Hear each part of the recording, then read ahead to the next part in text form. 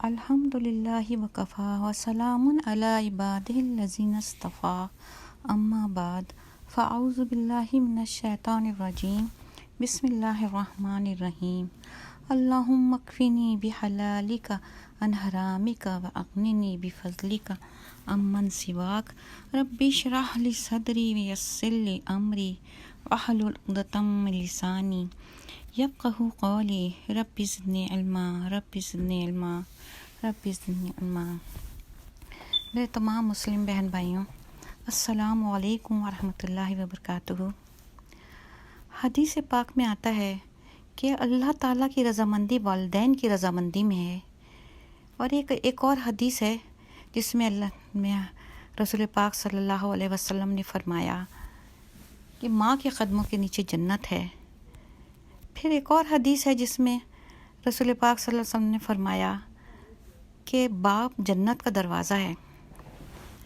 پھر جب ہم اللہ رب العزت کی کتاب دیکھتے ہیں اور اس پہ غور کرتے ہیں تو آپ کو اس میں بھی بہت آسانی سے یہ آیتیں مل جائیں گی کہ اپنے والدین کو اف تک نہ کرو،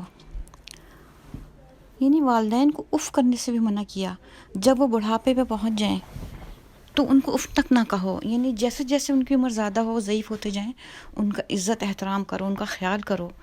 یعنی جیسے بڑھاپے میں انسان تھوڑا چڑچڑا ہو جاتا ہے، کمزور ہو جاتا ہے، ضد بحث کرتا ہے، اس میں بچپنا آ جاتا ہے، بچوں کی طرح سے ضدیں پیدا ہو جاتی ہیں، اس کی وجہ سے کہا کہ اللہ تعالیٰ نے کہا ان سے اف نہ کرو۔ اس کے بعد آپ کو یہ بھی پڑھنے کو مل جائے گا کہ میری اطاعت کرو اور اپنے والدین کی اطاعت کرو۔ یعنی آپ کو کہیں یہ آپ کو آیتیں ملیں گی، اطیعوا اللہ و اطیعوا الرسول، میرا کہنا مانو، رسول کا کہنا مانو، اور کہیں یہ آیتیں ملیں گی کہ میری اطاعت کرو اور والدین کی اطاعت کرو۔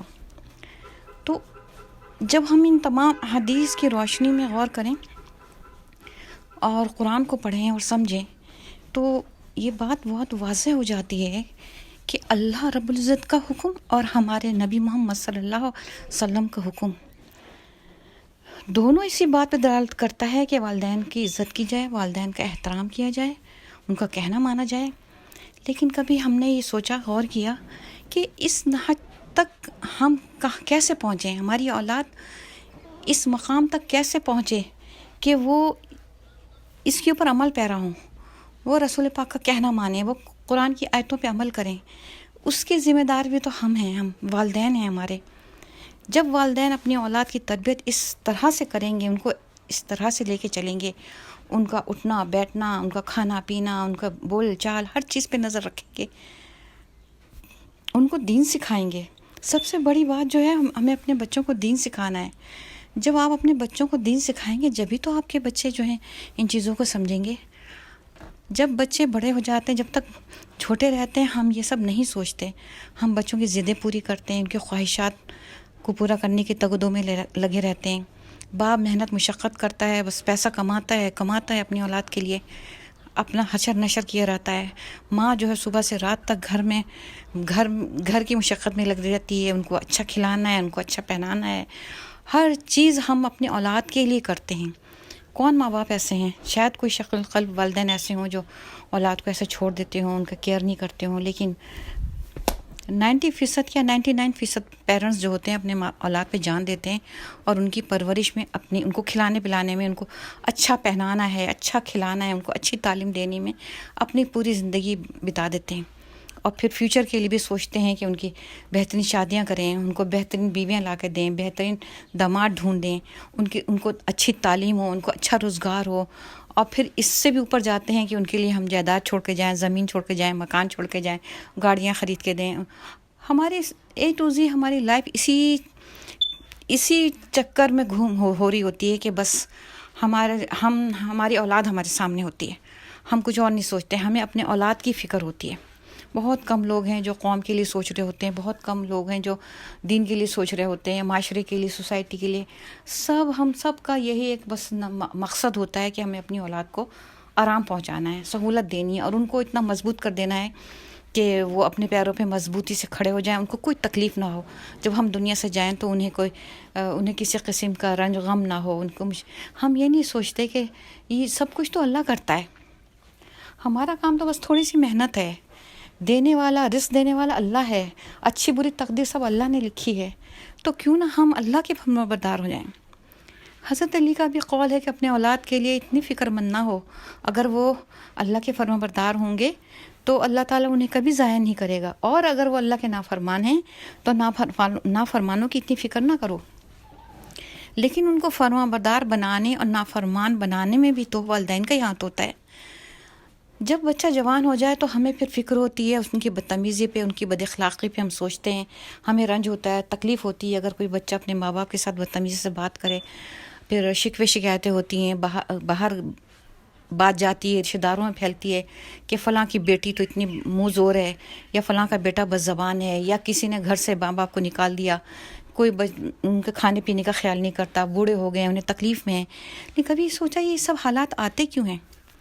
یہ سب حالات آتے اس لیے ہیں کہ ہم نے ان کی پرورش صحیح سے نہیں کی، ہم نے ان کی تربیت نہیں کی. ہمارے ذمے صرف ان کو اچھا کھانا، اچھا لباس اور اچھی تعلیم ہی نہیں دینا، ہمیں ان کی تربیت بھی کرنی ہے. تعلیم کے ساتھ تربیت بھی ضروری ہے. تعلیم آپ اسکول کالج میں جا کے دے رہے ہیں، لیکن وہ تعلیم وہ آپ نے اسکول میں پہنچا دیا، کالج میں پہنچا دیا، اس نے ڈگری بھی لے لی، سب کچھ کر لیا، لیکن آپ نے وہ تربیت کی، وہ تعلیم دی جس کی بل بوتے پہ آپ کی اولاد جو ہے با اخلاق ہوگی، جو آپ سے نرمی سے بات کرے گی، آپ کے ساتھ بدتمیزی نہیں کرے گی، بد اخلاقی نہیں کرے گی، اور سب سے بڑھ کر اللہ کی فرمانبردار ہوگی. آپ اپنی اولاد کو اللہ کا فرمانبردار بنا دیجئے، وہ آپ کی فرمانبردار ہو جائے گی. پھر ہمیں اس کو بار بار جتانا نہیں پڑے گا کہ ہم جو ہیں تمہارے لیے جنت کا دروازہ ہیں، یا ماں اس کو بار بار یہ کہے کہ میرے قدموں کے نیچے تمہاری جنت ہے. جنت آسانی سے نہیں قدموں کے نیچے آ سکتی. اللہ تعالیٰ نے ماں کو اتنا بڑا رتبہ دے دیا ہے، لیکن یہ مفت میں نہیں آیا. یہ رتبہ ایسی نہیں ہاتھوں میں مل گیا، ماں نے پرورش کا حق ادا کیا تب یہ رتبہ ملتا ہے. تو آپ کو اپنی پرورش کا حق ادا کرنا ہے. آج کل پاکستان میں جس طرح سے کچھ ہو رہا ہے بچوں کے ساتھ، آپ لوگوں نے کبھی غور کیا کہ اس کی وجہ کیا ہے؟ مسلسل کئی سالوں سے بچوں کے قتل، بچوں کے ساتھ زیادتی، بچوں کا اغوا، اور ہوتے ہوتے ابھی تک چھوٹے بچوں کا سنتے تھے، وہ قصور میں ایک گروہ پکڑا گیا، فلاں جگہ کہیں کچھ ہوا، کبھی کدھر کراچی میں، لاہور میں بچے اٹھا لیے جاتے ہیں، ان کو قتل کر دیا جاتا ہے، ان کے ساتھ کیا کیا سلوک ہوتا ہے. تو یہ سب کیوں ہو رہا ہے بھائی؟ اس کی ذمہ داری ہے حکومت اور پولیس اور معاشرہ، جو بھی. یہ تو بعد میں آتے ہیں، پہلے تو والدین آتے ہیں نا. آپ اپنے بچوں کی حفاظت کیوں نہیں کرتے؟ ابھی ایک بچی جو دعا زہرا غائب ہوئی ہے، اغوا ہوئی ہے یا گھر سے گئی ہے، اس کی ذمہ داری کس پہ آتی ہے؟ میں 100% اس کے والدین کے ساتھ ہمدردی رکھتی ہوں. بہت دکھ ہے، ان کی تکلیف پہ بہت دل روتا ہے. اللہ تعالیٰ ان کی تکلیف دور کرے اور بچی انہیں مل جائے. لیکن یہ سب کیسے ہوا؟ کہیں نہ کہیں تو ماں باپ کی بھول چک ہوئی ہے نا، کہیں نہ کہیں کوئی غلطی ہے. یا تو اس کی پرورش میں غلطی ہے، ان کی تربیت میں غلطی ہے، کوئی ان کا دشمن بنا ہے. تو یہ سارے عوامل ہیں جس کی وجہ سے یہ یہاں تک نوبت آئی. اب جو کچھ ہو رہا ہے اس کے لیے جتنے جتن ہو رہے ہیں، اتنی مشکلات ہو رہی ہیں، اس پر غور کریں. کتنی تکلیفیں اٹھائی جا رہی ہیں.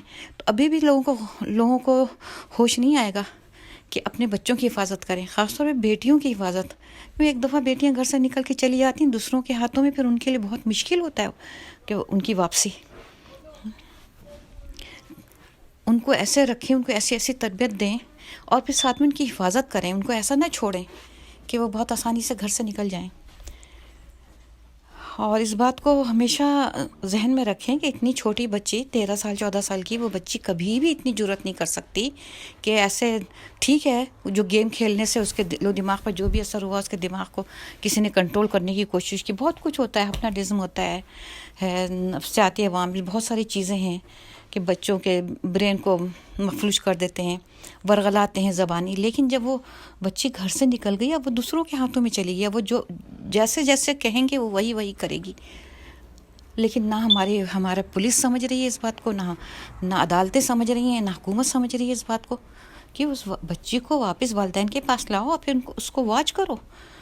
اس کا گورنمنٹ کا کام ہے یہ کہ اس کو واچ کریں کہ آخر اس کے گھر میں کیا حالات ہیں جس کی وجہ سے یہ سب ہوا. اور بچوں کو ایسے گیم مت کھیلنے کو دیں، ایسی چیزوں کی اجازت مت دیں کہ جس میں رہ کر وہ بچے کہاں سے کہاں پہنچ جائیں.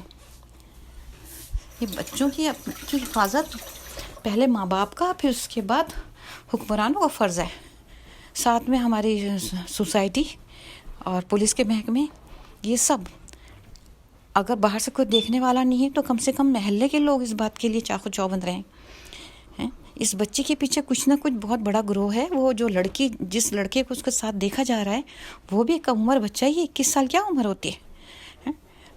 اس کا مطلب یہ ہے کہ ان کو کوئی نہ کوئی ان کے پشت پر ہے، کوئی انہیں بتا رہا ہے، بہکا رہا ہے کیا کرنا ہے، اور اس کے نتائج بہت برے نکلیں گے۔ تو ابھی سے اپنی آنکھیں کھولیں، اپنے بچوں کو سنبھالیں اور کوشش کریں کہ یہ بچے آپ کے ہاتھ سے نہ نکلیں، ایسی گیم، ایسی چیزیں ان کو نہ دیکھنے دیں۔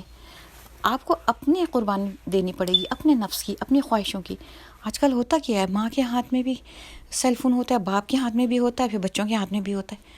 آج جس بچے کو چپ کرنے کے لیے اور بہلانے کے لیے آپ فون پکڑا دیتے ہیں اور ان کو ٹیبلٹ دے دیتے ہیں، آئی پیڈ دے دیتے ہیں، اور بچہ گیم کھیل رہا ہے، آپ جب تک وہ چھوٹے ہیں آپ ان کو واچ کریں گے، جب وہ بڑے ہو جائیں گے تو آپ کے کنٹرول میں ہوں گے۔ تو سوچیے اس بات پہ، غور کریں اور آواز اٹھائیں اس بات کے لیے کہ جو آج اتنی ساری بچیاں اچانک ہی غائب ہوئی ہیں، اغوا کیا گیا ہے یا گھر سے بھاگی ہیں، جو بھی ایسے واقعات پھر نہ ہوں۔